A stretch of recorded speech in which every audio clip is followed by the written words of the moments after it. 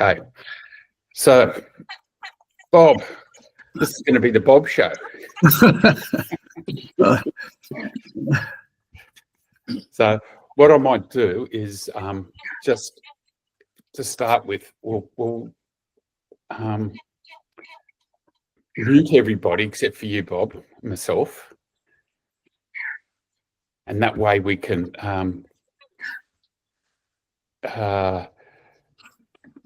avoid any distracting noises that might come through in the background. So I can hear you, Bob. You can hear me? Yep. Okay.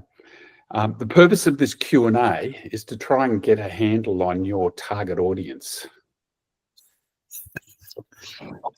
Okay. This is a challenging one. I think everybody else is quite easy. You know, Marilyn's is adults who have got children in their lives, and Daniel's architects.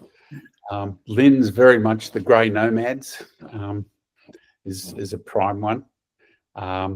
You know, but Bob, I'm still struggling to understand who your target audience was. So I was sort of trying to work it through.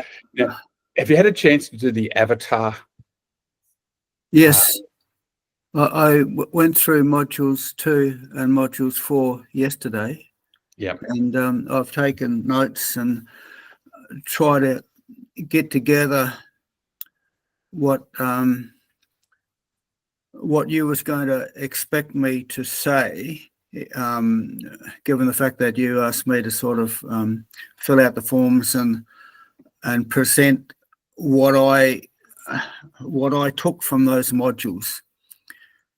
Now, just stop me if you think I'm going off in the wrong direction and things like that, because I'm sort of floundering. Yep. Yeah. Well, that's what we're here to do, to help get you.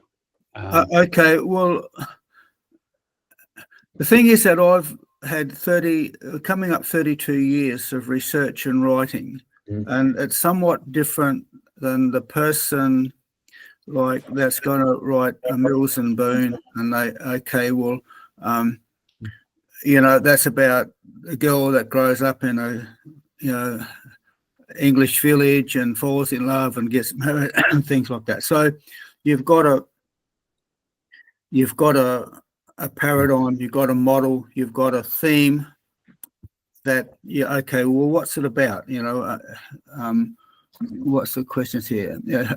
Who are my readers? Who do I need to, what people do I need to find who are interested in? Okay, so you could probably tick 3 or 4 boxes. Okay, it's about a young girl, it's about a village, it's about a young man and their family and things like that. What's happened with my journey?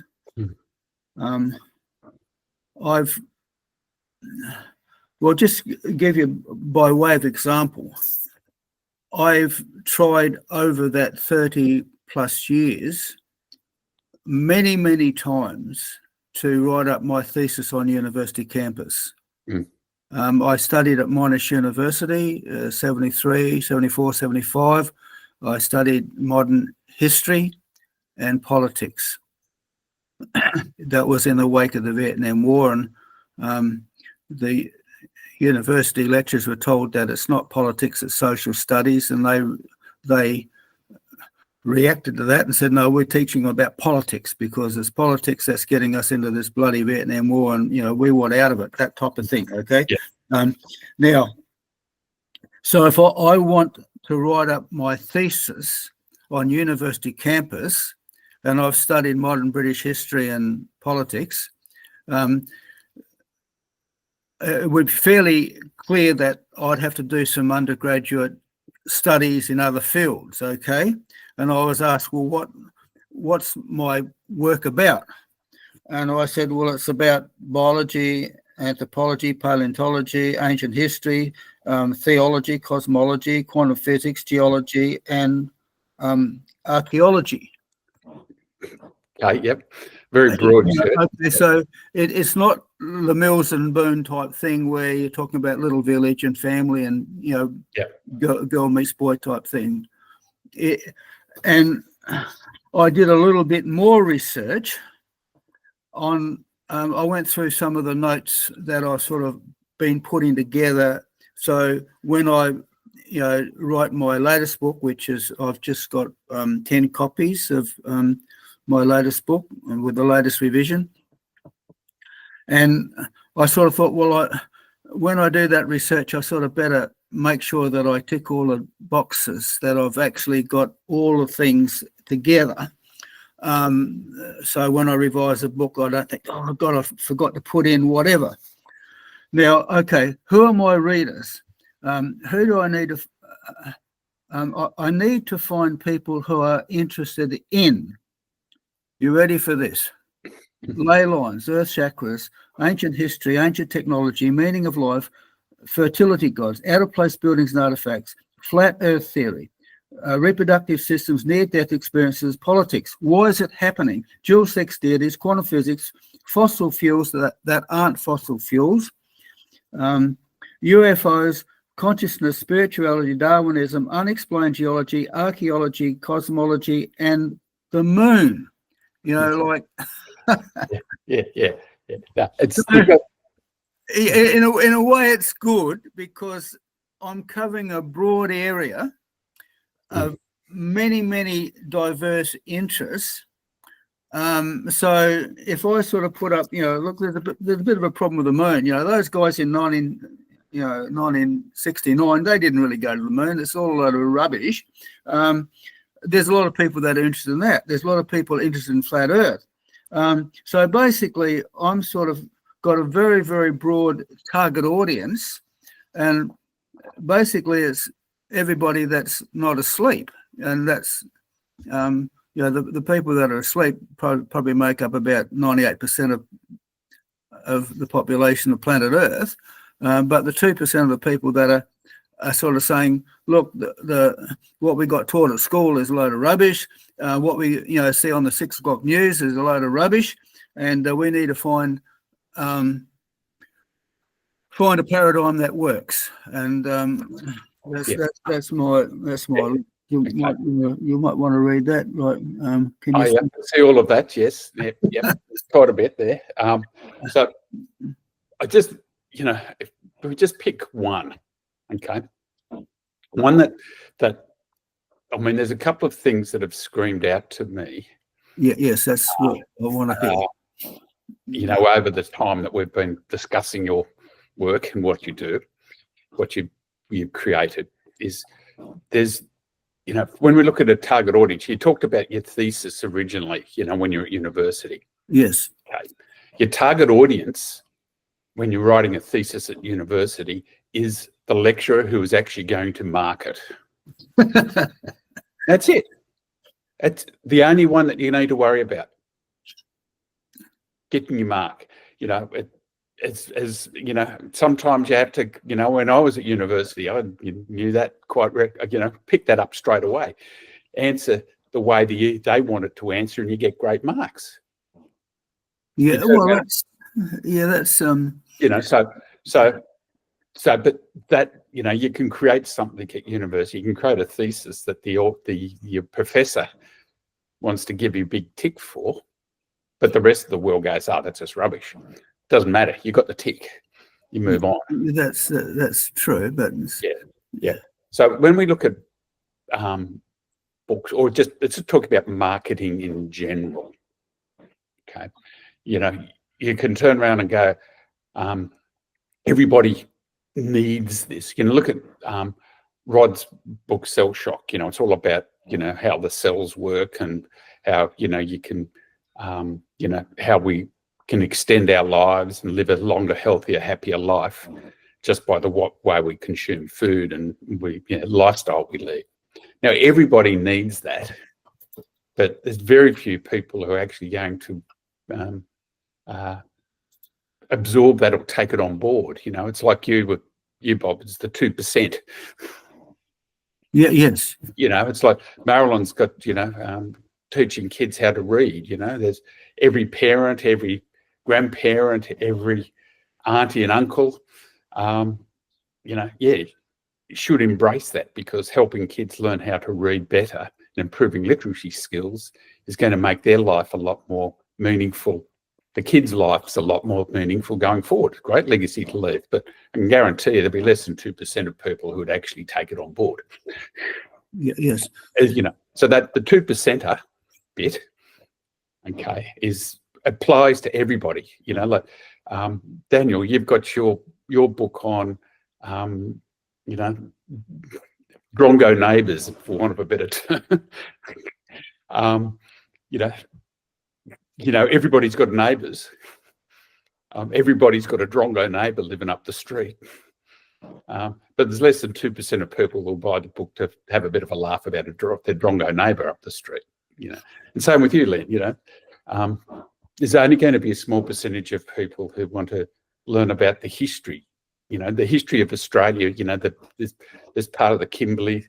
You know, everybody in Australia. Yeah, well, it's a fascinating part of history. We can learn a lot from it. But again, 2%. Tops will want to learn about it. So you've got the same issue, Bob. You know, it's a 2%.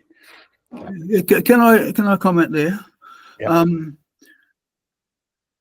What I'm driving for or hoping for is like a paradigm shift in the way people think.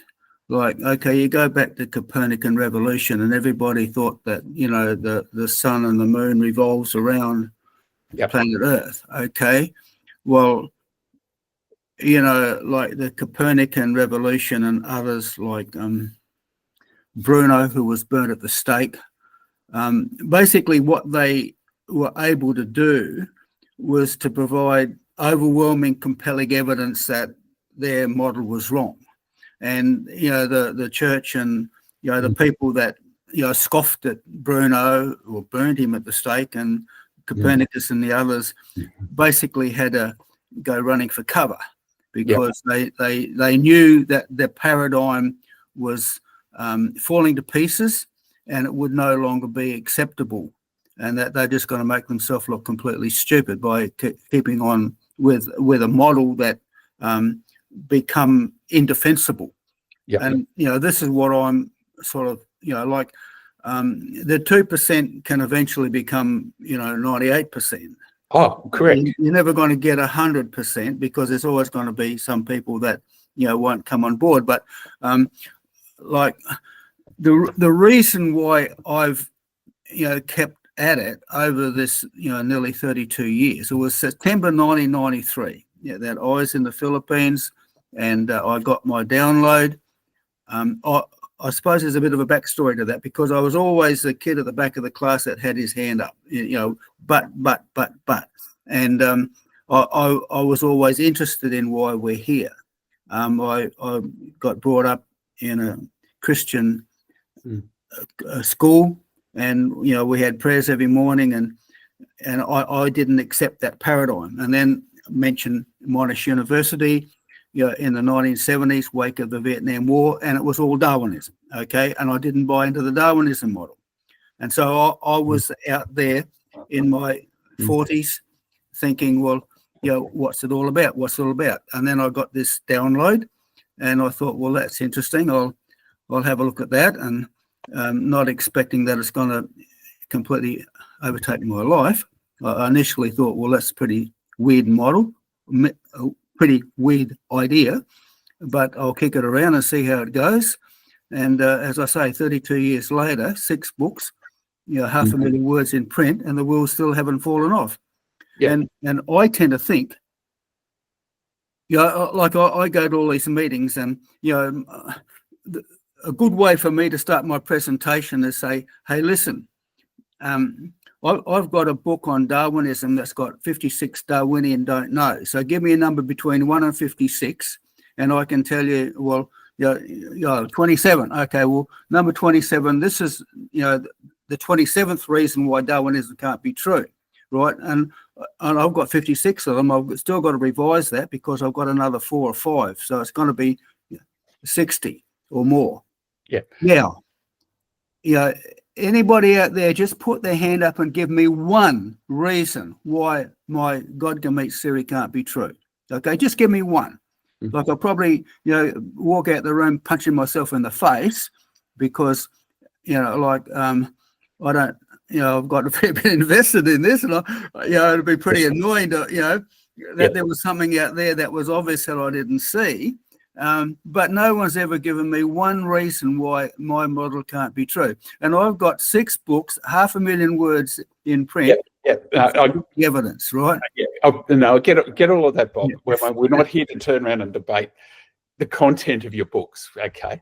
What we're trying to do here is find a market, the first target audience that you can start to sell books to, and start to get your story out there. Start to grow that 2% that you're talking about, okay?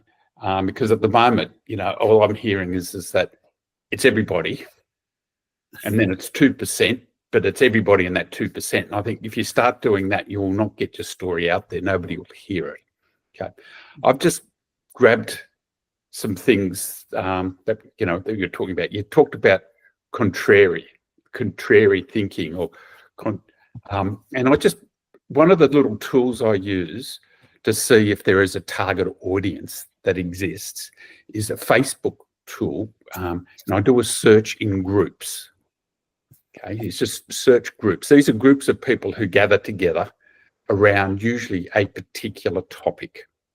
Okay, so while you were just talking then, I just put in into groups contrarian thinking. Okay, and just to see what groups there are for contrarian thinkers. There's one group here called Philosophy Insights, which has got 40,000 members. Oh, shit. Listen. Friends of Guardian Australia, 1,800 members. Oxygen Thieves Exposed, 6,500 members. Okay. Then we start to see Philosophy World, 479,000 members. Okay, there's a lot of small ones, like Skeptics Australia, 150 members. But then you've got the Common Sense Brigade, 18,000 members.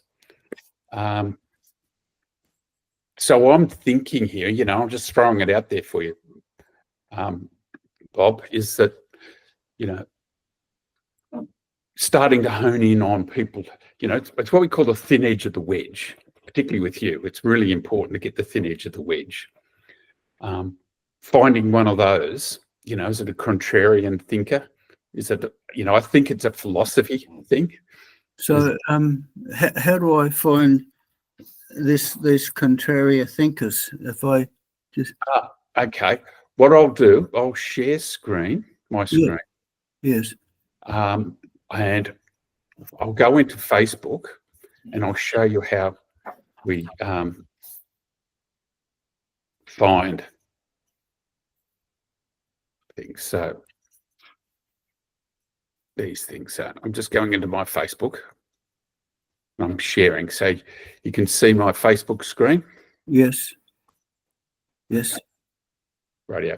So you see on the left-hand side, you've got the menu down here. And, 1, 2, 3, 4, fifth one down, it says groups. So I just click on groups. Yes. And then you've got search groups. So you see what I'm doing. Okay, so there's a little magnifying glass there. Yeah. And I can search Facebook, contrarian thinking. Hang on. I can't.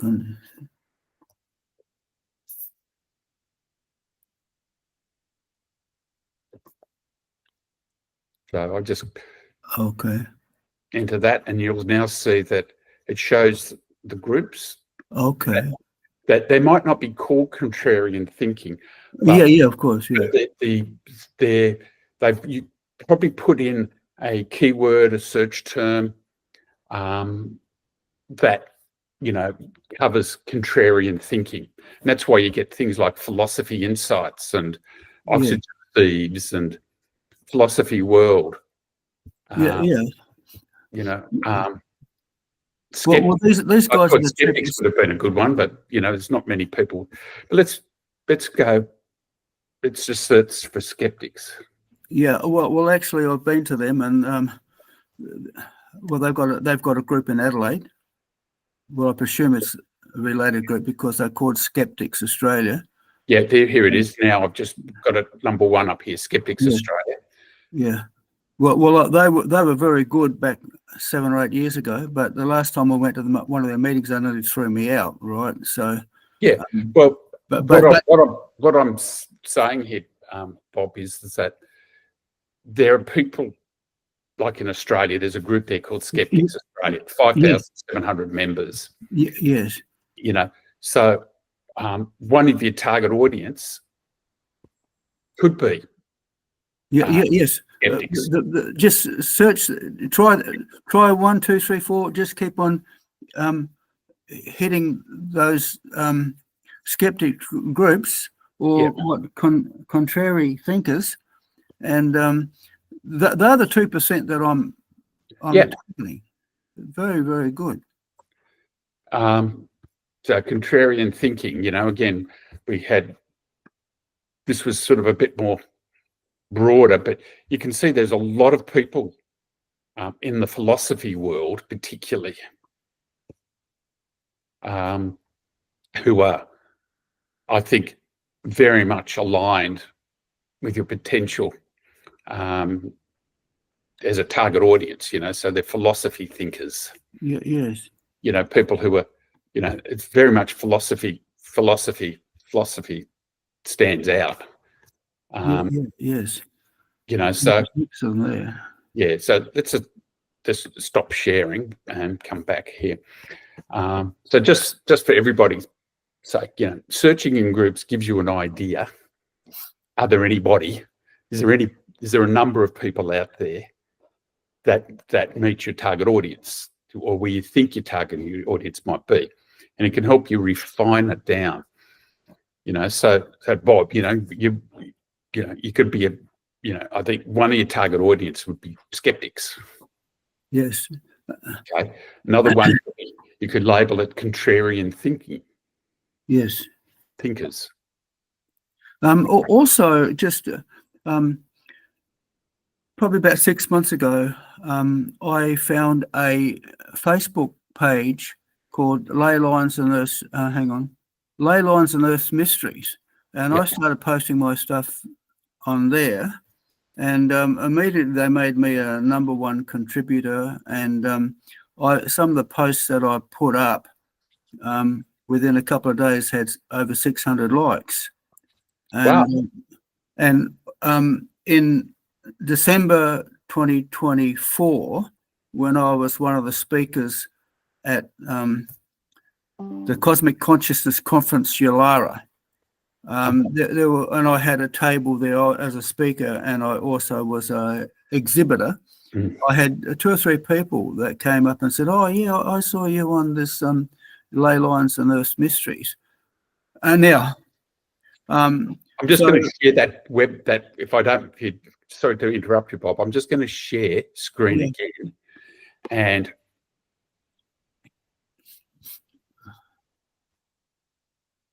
I've just put in Ley Lines and Earth's Mysteries. Yes. There's one 6,300 members, another one 107,000 members. Yes. That Ley Line, I think it's another one 94,000. Google Earth Mysteries 246,000. So well, Ley Lines and Earth Mysteries, like I tried quite a few of them. But Ley Lines and Earth Mystery gets a lot of traffic. As I said, like after a couple of days, I had 600 likes on one of the posts I put up, whereas I put the same post up on several others, and there was no interest in it whatsoever. So, but I didn't realise that you can go here and basically check out how many members they've got, which is obviously important if you're trying to get traffic on. Yes and no. let me go into some of these. We'll do that. I'll go into one, and I'll show you how we look at traffic. Okay. Well, it actually even tells us here. Okay, on the search here now. There are a lot of people out there who buy traffic or buy members. Okay. And I've seen ones that particularly in there's one on with authors and author marketing, 400,000 members and what have you, and it's just one post a day, and nobody's viewing it, nobody's doing anything in there. Yes. And you go, where'd you get all those members? The only way they could have got it is as if they've turned around and paid somebody in Bangladesh $2 an hour to turn around and just bug people to join them. For some obscure reason. Maybe they just wanted an ego buzz so that they can say, hey, I built a group with 400,000 members. Okay. So what you have to look at is the activity level. You'll see here ley lines, 6,300 members. There's 4 posts a day. Okay. 107,000 members has got 5 posts a day, which is the ley lines, earth mysteries and sacred sites. I'm pretty sure that's the one that I was on. Yeah. When you compare the 6,300 members getting 4 posts a day, that's more active than one with 107,000 members and 5 posts a day. Yes. Okay, just on a per member basis. Yes. Here with 2,800 members, it's only 6 posts a year. Voice of the Earth, 1 post per year. Forget about that. So you need to look at, there's quite a few of them here. The ley lines, mysterious things on Earth. Well, out of my 6 books, my Bali to Bairnsdale alignment and Earth's reproductive chakra gets far the most book sales. Not that I get a lot of book sales, but I've sold more Bali to Bairnsdale alignment books than I have the other 5. So are they just on those? Are they connected as a part of your overall philosophy? Yes. Okay. Yeah, basically, it's all based on my God Gametes theory that we're part of the reproductive system. In the book, okay, and I recommend this for everybody who's got multiple books. You'll have a page at the beginning, right at the beginning, with a list of all your other books. Okay, so when you open the book up, you have a cover page. The first page that you see after the cover page is a list of, also by the same author. Boom, boom, boom, boom, boom. Like that page. I call it the publisher's page, okay? Yeah. Well, you do have your publisher's page is typically your copyright page. Yeah, right. This is a standalone page. Okay. So when you open the book, I don't have one in front of me. Sorry, I can't show you that. But the first page, when you open the cover, should be a cover page, which is basically the title of your book and your author name. You turn that over. On the left-hand side or the inside of that cover page is where you should put your copyright page. Yeah. Okay. If you've only got one book, if you've got contents, that should be on the next page, the content page. If you've got multiple books, that you put your list of books on that page. Okay. And you put list of books, put a QR code that is a link for where people can buy it. Okay. As well as, the link on how, the word link, the text-based link, so people who want to key it into a Google search engine, you can find it with a little description. So that helps you connect them all together. Got a question. Okay. If I do that, particularly on my printed books, that means I've got to change all the page numbers on my references and my contents page and things like that. Look, that's my contents page there. Yeah. If you put it before the contents page, you don't have to. Yes, I will. because everything's going to go. Could I do that on the? Oh no, the publisher's page has got all the copyright stuff, so I can't really do that on the publisher's page. Oh, look at Daniel incoming.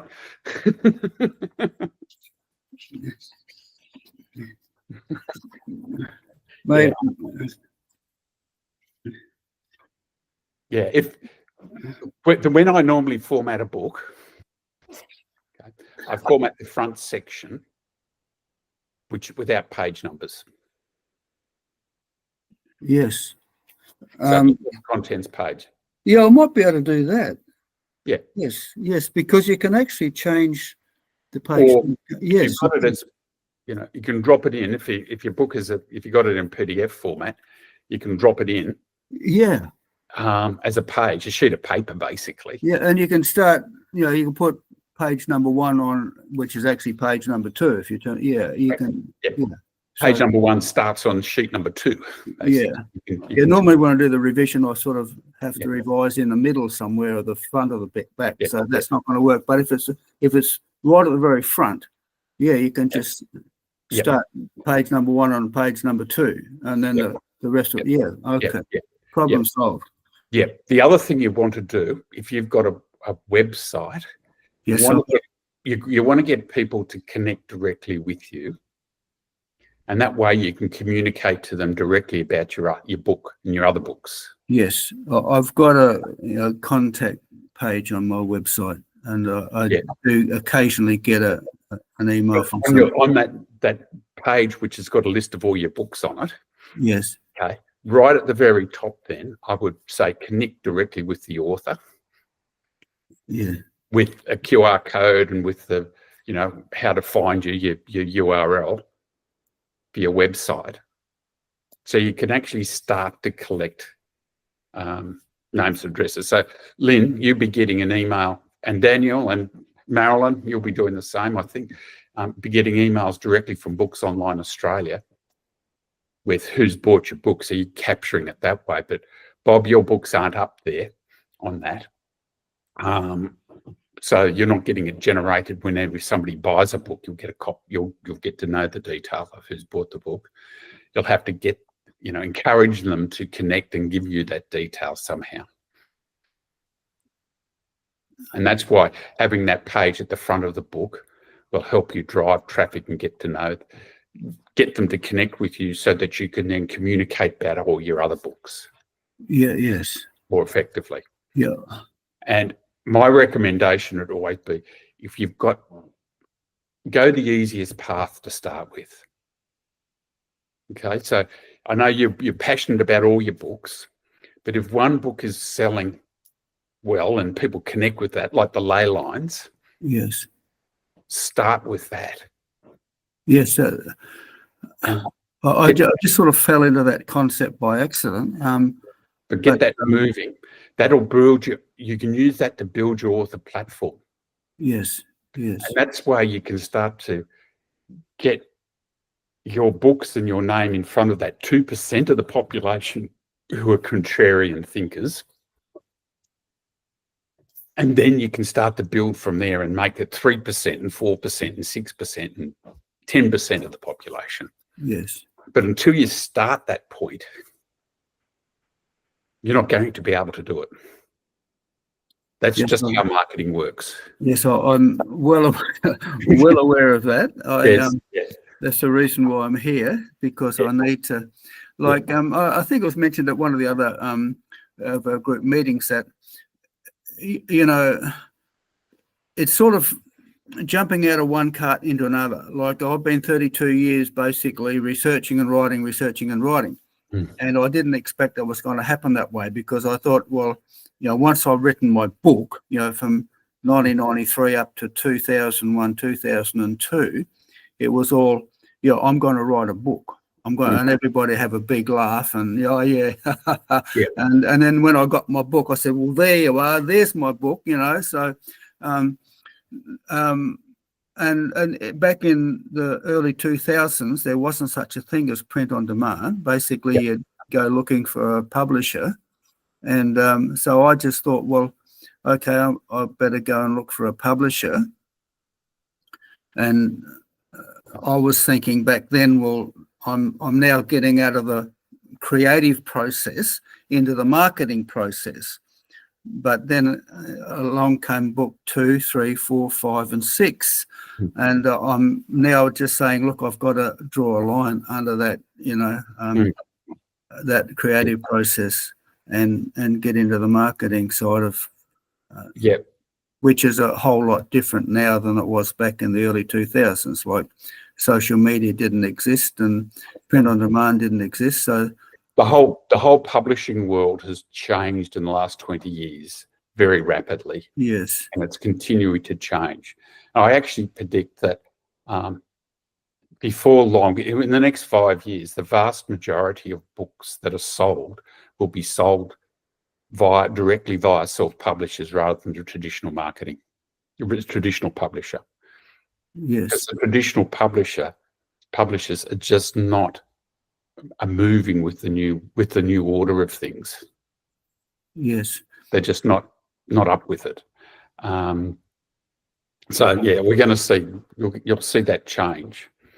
But well, it's probably a good thing because like the more rods there are in the fire, the better. Like if it was all Amazon, well, look, one of my problems is that I'm sort of a free thinker. I'm always sort of the guy. Noticed, Bob, very free thinking. I'll make no apologies for that because no. The world needs free thinkers. That's but the thing is that it's not an accident that I've had countless jobs and 25 different occupations over my 60 plus years in the workforce. It's because people just don't feel comfortable with me because I'm, as I say, I'm always the guy that puts my hand up and says but.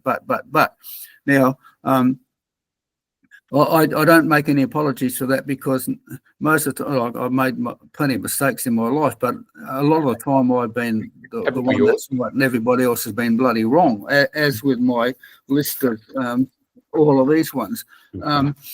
But getting back onto the publishing thing, like if every book in Australia was around the world was published by Amazon, and you didn't happen to get on very well with what the guy that runs Amazon, well, you're out of it, aren't you? You've got no market whatsoever because the whole market. Let me address that because I think it's an important issue. Okay, Amazon is not a publisher. Okay, first off. Okay. Please explain. Amazon is an online bookstore. That's all it is. It's a bookstore. Okay, just think of it as that. It's just like Gimmicks. Okay. Gimmicks is not a publisher. So is what? Who's not a Amazon? Gimmicks is not a publisher. Okay. So put my hearing aid in. Gimmicks isn't a publisher.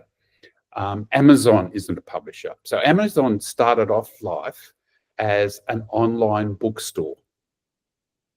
That's how it started. Okay. It then discovered that to sell books and print on demand, it was the start of the print on demand world in the book world. Yes. Print on demand's been going for a lot longer than that, by the way. I started playing around with print on demand 40 years ago. 40 years ago? Yep. Okay, so it's been around for a long time, but in the book publishing world, Amazon's really grabbed hold of it, in the book world. Now, that when they did that, they created warehouses and they actually became very efficient at logistics. Taking in orders, picking it out of a warehouse, sticking it in Australia Post or onto a courier and getting it delivered. Yeah.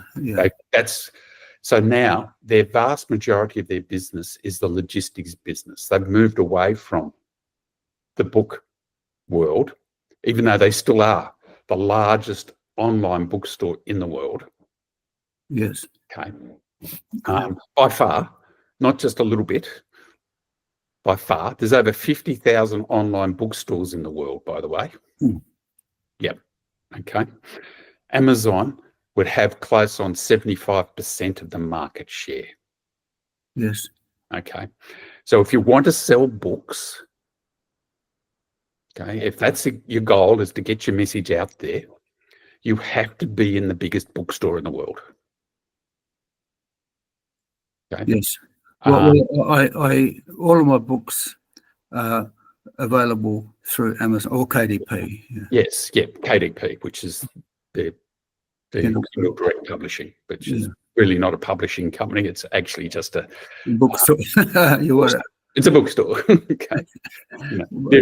Now there are alternatives. Like I say, there's 50,000 other online bookstores you could go to and put your book through, but you'll never get as much reach as Amazon.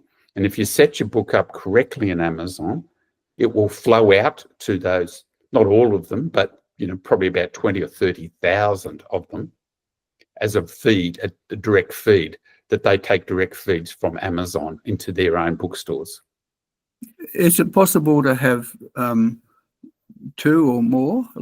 Because I've been approached by Author Freely, that the guy, there's a Greenhill Publishing in Adelaide, and I've been into their office quite a few times, and they say, well, look, Author Freely is about to get up and running, and it's very similar to Amazon, and you can have your books with them as well as Amazon. So yeah, you can put your book on multiple, like I know Daniel, Lynn and Marilyn and Rod as well, all of their books are on Books Online Australia, which is an alternative. Well, it's designed as for Australian book sales. Online Australia, is it? Books Online Australia. Okay. Yeah, okay. It's not like Amazon where anybody can freely upload a book. Okay, it's a boutique bookstore, purposefully held as a boutique bookstore. Okay. Okay. But you've got, in Australia, you've got Booktopia, but which Booktopia is, you actually have, they don't print on demand. So Books Online Australia, the books that are sold there are sold print on demand. Okay, so they're printed on demand. With things like Booktopia, which is quite a large Australian online bookstore, which is, by the way, on the verge of, it's gone back twice. And who knows if it's still going to survive.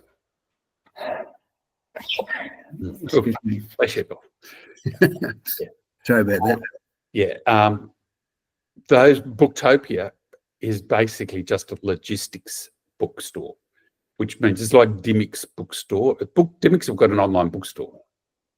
To get into Dimick's online bookstore, you actually have to print up bucket loads of books, ship it into their warehouse, and pay them a monthly fee for your book to sit there. Booktopia does the same, because it's not print on demand. Okay, that's where Books Online Australia is quite unique in that regard. It's got a few other unique things about it, but it's not, but it's done very differently. A high service business, that one. But anyway, I'm not here to plug Books Online Australia. I'm just here to turn around and explain that there are alternatives to Amazon, but the more you move away from Amazon and you have that platform availability, will limit your book sales. It will. Okay. Now, yeah, I've got a thing about Bezos and what's going on in the US, and there's a lot of people who have, you throw your hands up in the air, and you can turn around and say, I've had some authors that I've been working with over the years who turn around and says, oh, I'm taking my books off Amazon. I don't want to know what they're doing. I'm going to put it on this store and that store. And I'm going, well, you're not going to sell books. It's as simple as that. I've never actually advertised through Amazon or KDP. Like, I get 2 or 3 emails every week saying that, yeah. So all of the traffic I get, I believe I've sort of generated myself. There's not enough. Look, personally, I don't believe there is enough profit in a book sale that you can afford to spend money on advertising. Exactly. Okay. Now, I will be doing, and I'll flag this will be later this year. I'll actually be creating some videos around testing, putting my book up, doing Facebook ads, just to show you how it works. But also I'll be doing it for Amazon ads. And it'll be totally open and so transparent, so you can see how you did it, how I do it, and what results I get. Okay. Now, before, and I encourage everyone to think about that at a future point in time to test advertising. Okay. Just low-cost advertising as a test. It might work for you. It may not. It probably won't, but it may work for you. So you've got to test it. Okay. But you can't test it until you've got your author platform up and running, and you've got your very clear on who your target audience is. Otherwise, you will just waste your money. It'll 100% not work. Get all the foundations right, and it may be 50, 60, 70% chance it'll work, but no guarantee that it will. Okay, so get these foundation bits right. And the first foundation bit, right, particularly for you, Bob, is get really, really clear on your target audience. Okay. And I think now that you mentioned about the ley lines and all of that, getting in there, try to understand who those people are, how you can find them. So we've shown you how you can see where they are hanging out on Facebook. Okay, but in the general population, this is what the avatar is really good for, because you could be down the supermarket talking to somebody in the queue. When you've got an avatar and you're really clear on who your avatar is, and you're standing in the lot queue at the supermarket to go through the checkout, and you're just chatting to the person in front of you, you can then quickly go, target audience, not a target. Okay. So how do you make connection with a person that you meet in the line at the supermarket? You're a bit of a chatter, Bob. You could turn around and just, hey, g'day, how's it going? Yeah, well, I do that all the time. But you don't. You just up until yesterday, I was a bus driver, and I always connect very well with the people in the bus. Yeah. But apart from giving them my business card, you'll still, when you do the avatar approach to it, and be very clear in your avatar, what one of these people would look like, you'll start to get all of these clues about them. Like Lynn's grey nomads, for example. When you travel and you hang out with some grey nomads, you quickly get to pick them when you walk down the street in the town. Yeah. You quickly get to but see how them. do you get them onto your website? Like that's a different story. How do you connect with them? But the key thing is working out who they are first. Yeah. Everyone's different. Okay. Like Daniel's architects. Okay. You'll get they hang out in certain areas. Architects might, for example, there'll be architectural conferences, I'm sure. Yeah, of course. There'll be, there might be trade shows architects hang out at, or go to. So you can find, see where they are. But when you know that it's an architect, and this is the sort of architect that you're after, you'll actually start to look and feel, and you actually see them everywhere. It's like when you buy a new car, you with a strange colour, you never see that coloured car ever before until you bought one, and then you see them everywhere because your subconscious is actually tuned to look for them. And it's your subconscious that's actually doing it for you. Okay, so but then you'll start to work out where they hang out. Like the ley lines people and the contrarian thinkers. They don't just hang out on, Facebook groups. They hang out other places. You never know. Once you get to know them, you'll start to go, there's a certain occupation where they're overrepresented. Okay, so it might be, academics in philosophy academics, for example. In your case, Bob, you talk about politics. It could be in the politics. Yeah. It might be aligned in the politics field. It could be aligned to different types of parties. Yes, as a matter of fact, you're 100% right. We've got election coming up, and I intend to be quite active in the upcoming election. And yes. Yeah, but if you're into that vertical where your target audience will likely to hang out, you're more likely to connect with them. And you just, in conversation, you mentioned that, by the way, I'm a writer. And if you tell people that you're a writer, the first thing they do is say, what do you write about? Oh, well, check out my website. Yeah. Well, one of the things when you do that, sorry, we're down to the last 9 minutes, and I'm really at 11. But one of the things to do is we call it, in marketing, they call it an elevator speech. Yes, I'm familiar with the elevator speech. Which is, it's not, sometimes they talk about a 60-second pitch. What can you tell me about it in 60 seconds? I encourage you to get it down to 6 seconds.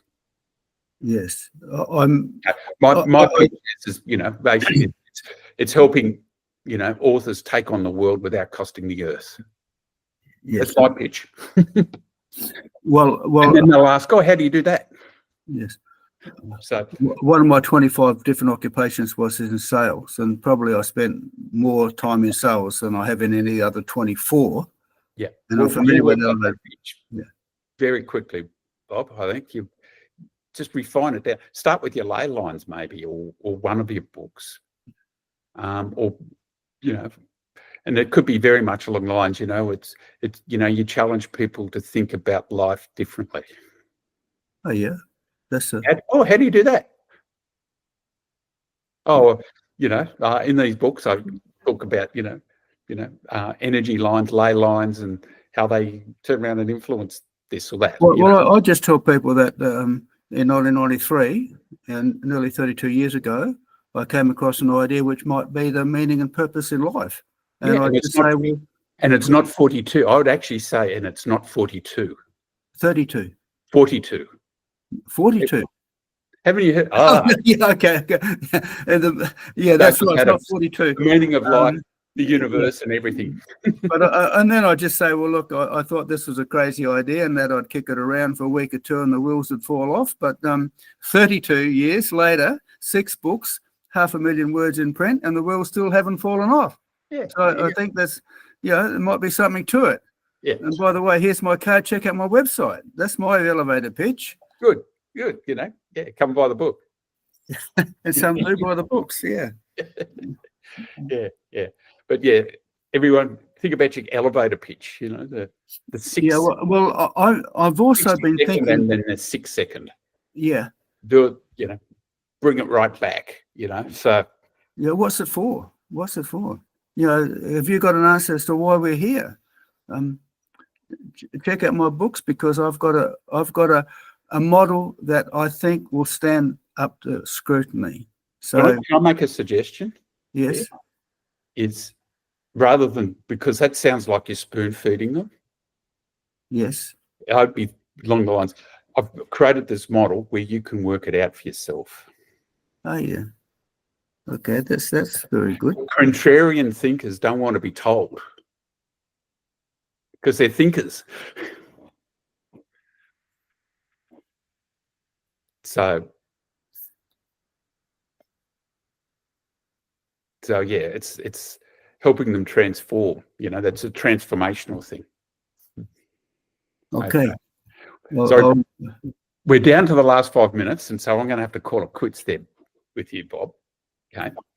I'm going to turn. We're going to work out who we're going to Q&A next week. Okay. Who wants to put a hand up? Lynn, you're the first. Okay. Lynn, next week. Let me unmute you.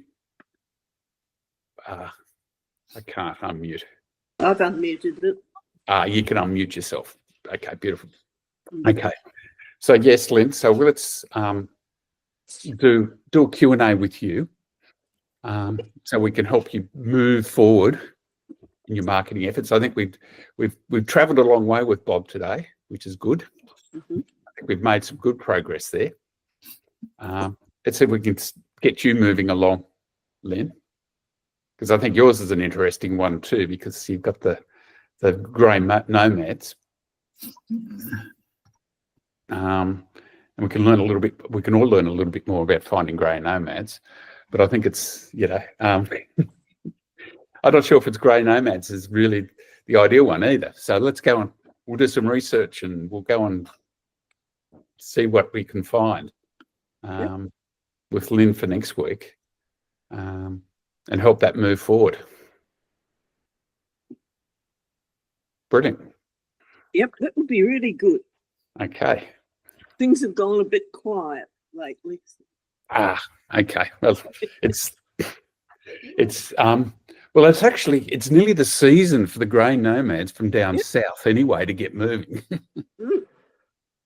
But and then you'll start and once they're there, you want to be able to start the planning process. So just one thought I had for Lynn for next week. If you've got you talked about the long cattle drive, was it? Yeah. Okay. The map or the route that somebody would take to do that. Yep. So can a grey nomad follow in the footsteps of a pioneer? Because I think that's there's a lot of grey nomads want adventure. Some of them do, yeah. Others won't get off a bitumen road. Yeah, but they got the expensive 4-wheel drive. They got all the gear and no idea. Yeah, that's it. We see a bit of that. There's a lot of 4-wheel drivers. I think there's another little market niche for you there, which would who do actually get off road. And following the footsteps of a pioneer, I think might be an interesting niche worth exploring too. So anyway, I'll just put that out there. Let's explore all of that next week. I look forward to that. Yep. Brilliant. So hopefully everybody learned something about our discussion with Bob today. Well, Bob did. Yeah, well, it's good. Yeah. Brilliant. Share it. If Bob, can you go into the membership area and share it in the member area where we've got in expert. Just some comments, Okay, yeah. Just if anybody's got want to test a 60-second elevator pitch or in a 6-second elevator pitch, whack it in there. Is that on your Facebook page or on? No, it's in the membership area of Expertly where all of the videos are. Okay. Yep. I didn't know that I can put. I think that does. You put stuff in there. I'm a bit of a techo Luddite, and yes, I'll have another look at that as well, and I'll make some comments. Yeah, and I'm also going to flag the week after, Daniel. We're going to turn around and help you with your tech. Okay, so you're the week after, so because I think the technology, it's getting Facebook sorted and those sorts of things. Well, I'll lift the lid on a few things. Okay, and it'll give me time. I'll have some extra content within the resource section of the membership area, module 5, which is how to create some stuff in the tech side of things, just sort of demystified a little bit. Yeah. Okay, sorry, it's gone 11 o'clock. I really do have to call it quits.